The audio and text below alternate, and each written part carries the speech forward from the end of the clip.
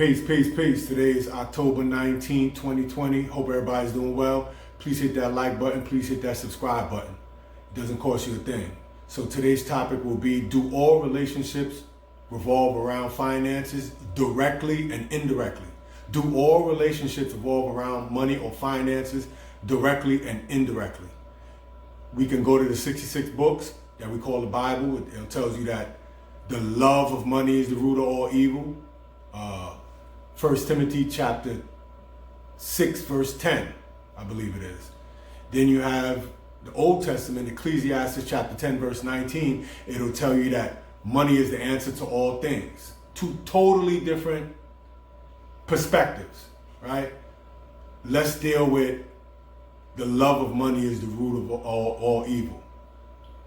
I would say the lack of finances creates a lot of evil, because once you can't transact and do food, clothing, shelter, your basic wants, your basic needs, it'll bring out the criminal and the most honest man or woman, because you can't survive on this planet without transacting. I think when the scripture talks about it, it's talking about the hoarding of it for power and the abuse of it. But it's not really speaking of the transactional aspect of it, because you need money to transact, and you love to transact, because who doesn't want to be independent? Who doesn't want to be self-sufficient? Who doesn't want to have their own? God bless the child that have their own, right? So the lack of finances, the lack of acquisition or being able to acquire, being declined when you swipe your debit or credit card and it says decline, even if you have your money's on there, your numerics on there, and it declines, you tell the cashier, swipe it again. Maybe the chip is bad, chip malfunction, or maybe the strip is bad when you swipe it. That feeling of those few seconds, and then it might be accepted after, and they say, okay, here, you can take the goods, or you're good for the service that you're trying to acquire. Those moments prior to that, when you wasn't sure if you was going to get what you wanted or needed, is the worst feeling in the world. And you don't love that feeling. You love the feeling of being able to acquire. I'm not talking about domineering over people because you have the ability to transact or to be a transactionary. I'm not talking about that. I think that's what the scripture is speaking about when it speaks about that in 1 Timothy chapter 6, if you read the whole thing. But verse 10 tells you that the love of money is the root of all evil, but we all love to transact. The problem becomes when you become obsessed with it, right? You will do anything, and you lose your moral compass in order to acquire it. And even then it's kind of tricky, because it's almost like they're setting you up to lose your moral compass. I don't think most, especially in the hood, let's talk about the hood. Most people are not born to be drug dealers. No one is born to be a drug dealer. But as you grow, that's not your goal. But I think a lot of times people take on illegal endeavors because of the lack of. Because naturally you want to be a transactionary. You want to feel a sense of independence where you don't have to rely on nobody. Rick Ross, in one of his songs, he said, my money long, I'm out your reach. What is it that he's out the reach of?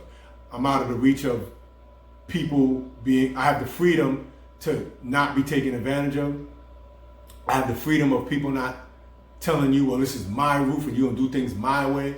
Your finances keep you out of the reach of that, of being psychologically abused or even physically abused, right?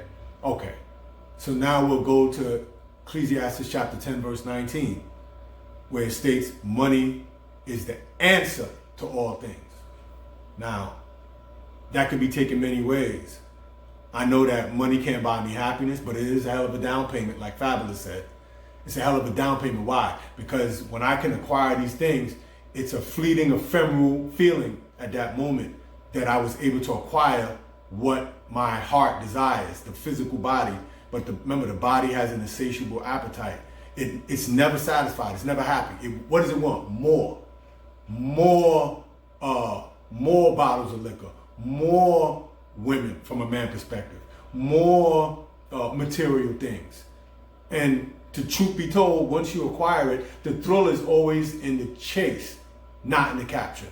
So once you capture what it is that you was trying to acquire, a few months after, you don't have this, it doesn't have the same power to it or gravitational pull from you to it, because you're the one giving power to what it is that you're trying to acquire. It doesn't have no value of its own. No matter what price, a Bugatti is $2.5 million, right? Says who? And even if you acquire it, as the years roll by, you're not going to have the same feeling that you had when you first acquired it. The thrill is in the chase, not in the capture. So you could say these things about intimate relationships between man and woman as well. So you can chase something, but once you capture it, how do you keep that same zest for it, that same feel, that feeling of, wow, this is deep. That same feeling is no longer there. Okay, so money is the answer to all things. I would say that money is the answer to all transactions. That's a universal truth. That's not a subjective opinion, because it brings things of value to you while having no value of its own. It brings things of value while having no value of its own. Because you need food, clothing, shelter, right? You need transportation. You need light, water, clean running water, right? You need acquisitions to things, right? At the end of the day, your FC, your financial capability, right? The capability to acquire whatever it is that you want is one of my main desires. And even if I don't acquire it, the fact that I can acquire it is what I want. And the finances is the answer to that. And it's the answer to being mistreated, because your inability to have the capability to be self-sufficient will chase people away from you, because now you become a burden to them, because you don't have the capability to be independent. You don't have the capability to be self-sufficient, if that makes sense, right? So money is the answer to all transactions, but not all things, right? Like I was saying before about Fabulous, he said, money can't buy happiness, but it's a hell of a down payment. Right, that's exactly how he said it. Money can't buy happiness, but it's a hell of a down payment, right? And it's a down payment for a fleeting feeling that's ephemeral. It's not going to last forever, because the thrill is in the chase, not in the capture. And then you're going to want more, and then more and more. And so it becomes also like the book of Ecclesiastes, vanity and vexation of the spirit. The more that the spirit chases, or the body wants and desires, urges, the more out of control you are. And so the spirit is always vexed. It's never at rest, or it's never at peace with itself.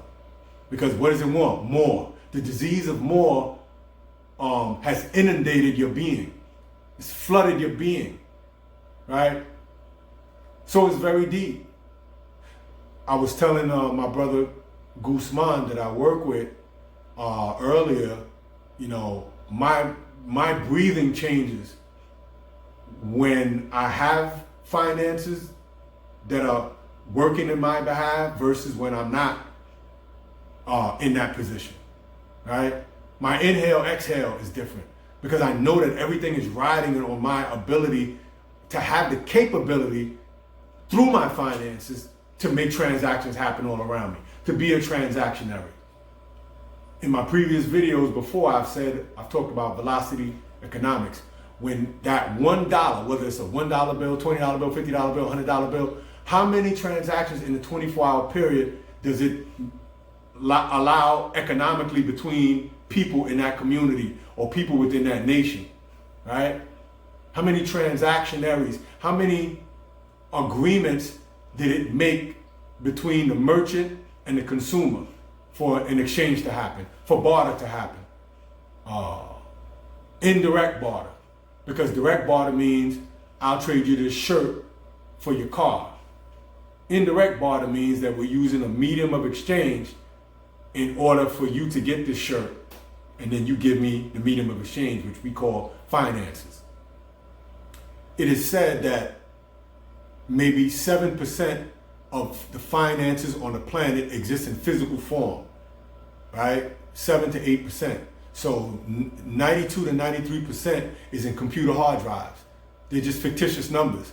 And based on these fictitious numbers being present in your account with your name and your social security next to it, it allows you acquisition to things, services, goods.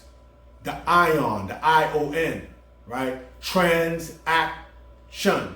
The shun is the I-O-N, the ion. It's just enunciated or pronounced differently. Think about that. So it's very deep how, going back to the top, do all relationships revolve around finances directly and indirectly? I don't know one that doesn't. So this is the question that I'm posing. Your family and friends, if you were constantly not self-sufficient and having to lean on them, how would they feel about you? Let me get to the point, the meat of the conversation now, right? For me, when my finances ain't right, my mood changes. When my finances is up, it allows me to add value to everyone around me because my energy is up.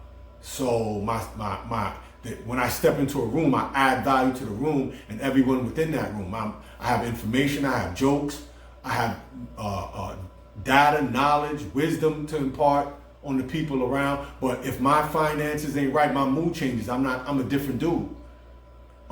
If you have any pride in yourself, I would assume that you're kind of like that yourself. Who wants to be a failure? The lack of finances puts you in a failure disposition. And it's not a fun disposition to be in. I think we can all agree on that. These are objective truths that I'm bringing forth. So what do you say, right? Does all relationships revolve around finances directly and indirectly? There's a lot of people that I have relationships with that I met at my job that I'm at for 27 years. And indirectly, our pursuit of finances allowed us to create a relationship. Because if we saw each other in the street and we wasn't co-workers, we would walk right past one another without saying nothing. Or we could have met under different conditions, which could have led to, us being ops or having drama with one another. But it didn't end up that way because we was at the same plantation, right? In pursuit of the medium of exchange in order to make these transactions happen in my circumference, in our circumference. Subjectively, I'm speaking, because my financial disposition is different than your financial disposition. No one has the same amount or the same situation going on, right? So it's just something to think about,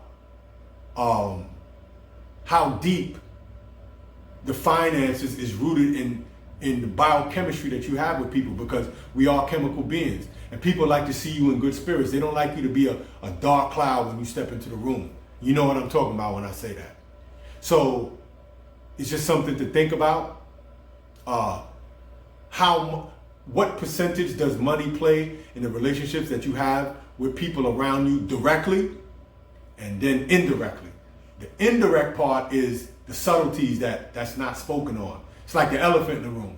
Nobody wants to speak about it, but it's there. You know what I'm saying?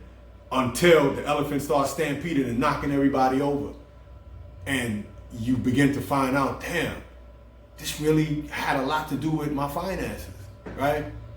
So I think when the scripture says money is the answer to all things, we're talking about those subtle things in the background, those elephants in the room that people don't speak about. We act like it's not even in there. What we do is we put the plane in autopilot, aka the relationship, and we say, well, just see where it ends up. We're not going to talk about these variables, these elephants in the room. See, I like to speak about all the elephants. This way we don't have a stampede situation going on and we end up falling apart in the long-term interim of what we're doing, the interfacing of what we're doing, if that makes sense. So that was just a quick build that I had to do on that. I leave you as always. Let your last endeavor be your best endeavor. I repeat, let your last endeavor be your best endeavor. Yesterday's score don't count in today's game. Salute.